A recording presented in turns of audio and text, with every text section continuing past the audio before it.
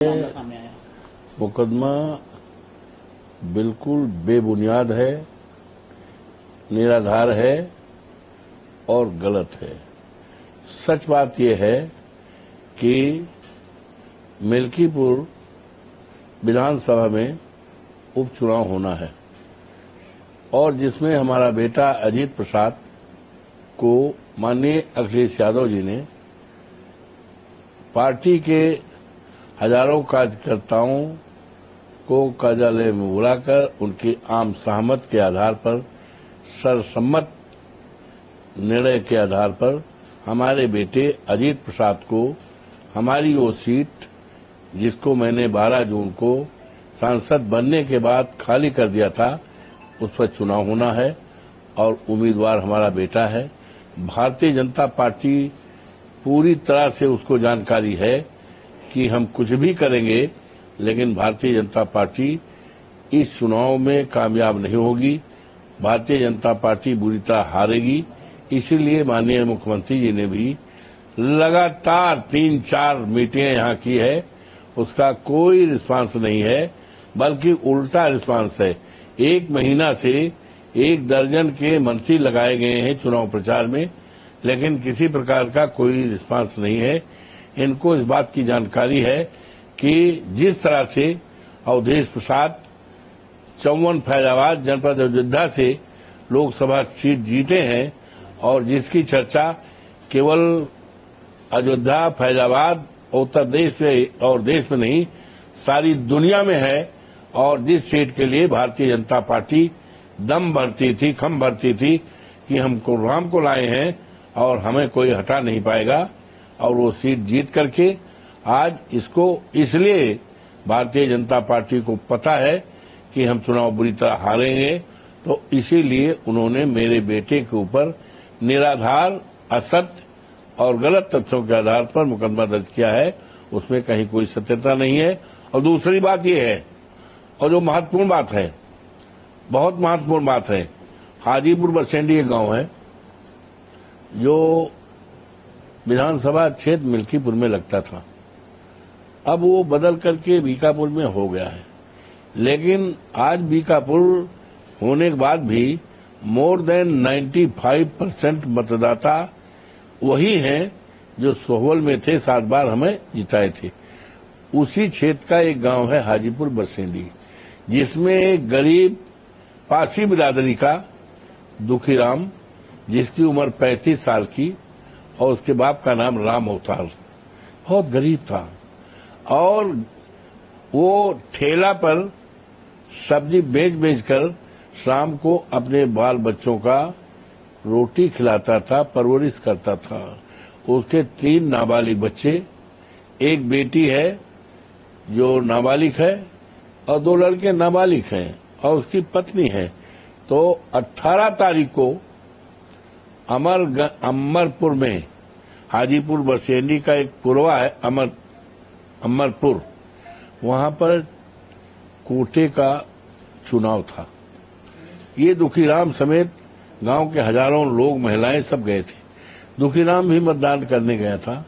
मतदान करके जैसे लौटा और उसने ये कहा कि ये शेड्यूल कास्ट के लिए था, ये हरिजन की सीट थी, हरिजन का कोटा था, ये सामान्य लोगों को कैसे दे दिया गया, किसने दे दिया, ये जैसे बोला तो वहां के दरोगा एसओ ने उसको डांटा, गाली दिया, जात सूचक का अपराध साले को, और धक्का मारा, गिर गया, और विद द रिजल्ट वो बेहोश हो गया।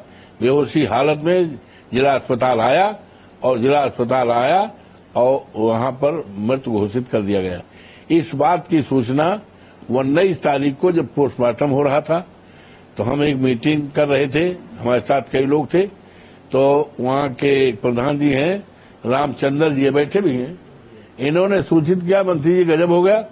हमने कहा का गजब होगा, कहीं कल यहाँ कोटा के रहा है और एक अपनी बिरादरी का 35 साल का था, ऐसो रनोही ने ऐसा धक्का मारा, ऐसा डांटा कि हार्ट फेल हो मर गया। तो और हजारों मन ही आवा है, यहाँ मेहरारू आई हैं, तमाम आदमी लोग हैं, हजारों 1500 आए हैं, आइए आप। मैं गया और उसकी पत्नी ने और उसकी भौजाई ने, उसकी नाबालिग बेटी ने और तमाम दर्जनों लोगों ने रो रो कर कहा कि उसका कोई कसूर नहीं, ये कसूर है कि उसने इतना पूछ लिया कि हरिजन का कोटा सामान्य कैसे, यहीं पे दरोगा बाबुले हो उसको धक्का मारा और धक्के से वो मर गया। इसकी दरखास्त भी उसने, उसकी पत्नी ने ये दरखास्त भी दिया। सबको गई है दरखास्त, आप भी लेना चाहेंगे ले लेंगे या पढ़ लीजिएगा, ये सारी चीज है। ये तो इस मामले को चूंकि अन्याय था और एक गरीब पारसी बिरादरी की हत्या थी पुलिस के द्वारा, तो इसको 19 तारीख को जिस दिन पोस्टमार्टम हो रहा था, पोस्टमार्टम से निकल कर उसके घर पे गए और घाट तक अंतिम संस्कार जिसमें 2-3 हजार आदमी थे और वहीं ऐलान किया कि हम न्याय दिलाएंगे। और कल उसके घर पर करीब 3-4 हजार की भीड़ थी, शोक संवेदना व्यक्त किया और ऐलान किया कि उसके साथ न्याय किया जाए। रोते बिलखते परिवार को उत्तर प्रदेश सरकार कम से कम 50 लाख रुपए दे, उसकी पत्नी को सरकारी नौकरी दे और एक गल्ला का दुकान दे, जिससे उसके 3 बच्चे जो है अनाथ हो गए हैं, कोई देखने वाला नहीं है, उसकी जीविकोपार्जन हो जाए।